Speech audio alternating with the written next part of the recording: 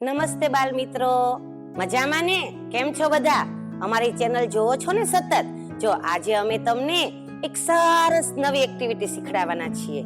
આ એક્ટિવિટીનું નામ આમ તો ચીટક કામ છે, પણ આ એક અલગ વસ્તુથી ચીટક કામ છે. જો પતંગિયાનું ચિત્ર છે અને એમાં ચીટક કામ કર્યું છે, પણ આ શેનાથી કર્યું છે ખબર છે? જો આવો રંગબેરંગી જરીવાળો પેપર લીધો છે અને એના પંચિંગ મશીનથી એના નાના નાના ચાંદલા બનાવી નાખ્યા છે અને પછી ફેવિકોલ કે ગમ તમારી પાસે જે હોય એનાથી પતંગિયાની અંદર ચીટક કામ કરવાનું છે. કયા કલરની બાજુમાં કયો કલર સારો લાગે એ આપણે નક્કી કરવાનું છે. કલર કોમ્બિનેશનનું ધ્યાન રાખી અને સરસ મજાનું ચીટક કામ કરીએ. ચાલો જોઈએ આ કેવી રીતે બને છે.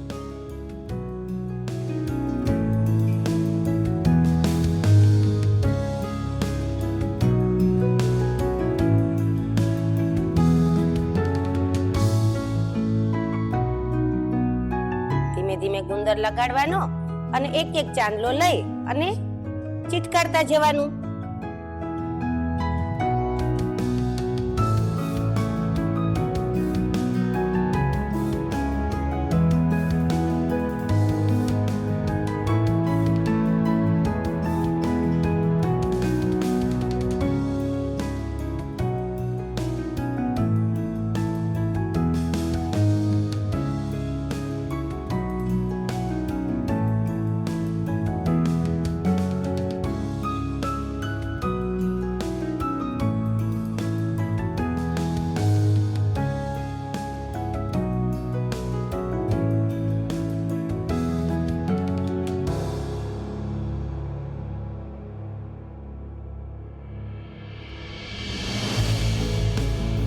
જો બાળકો કેવું સરસ બને છે.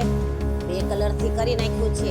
બે કલરની વચ્ચે જે સરસ કલર લાગે ને એનાથી પાછું થાય છે. તો આવી રીતે તમે પણ પાછા ઘરે કરજો.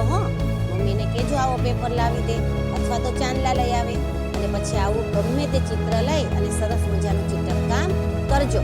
ચીટક કામ કરતી વખતે ખાસ કલર કોમ્બિનેશનનું ધ્યાન રાખજો કે કયા કલરની બાજુમાં કયો કલર સારો લાગશે, તો જ આપણું ચિત્ર સરસ લાગશે. જો કલરમાં ભૂલ કરીએ તો થોડું ચિત્ર પાછું આપણું સારું લાગે નહીં. જુઓ મિત્રો કેવું સરસ લાગે છે.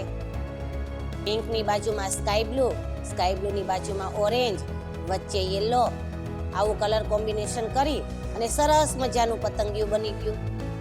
જો આપણે બે કલરના પતંગિયા બનાવ્યા છે.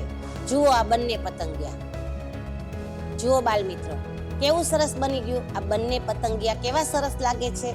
તમે પણ આવા પતંગિયા કે બીજા ચિત્રોમાં આવું ચીટક કામ કરજો અને આવી અવનવી પ્રવૃત્તિ શીખવા માટે અમારી ચેનલ દક્ષિણામૂર્તિ બાલ દર્શનને સતત જોતા રહેજો.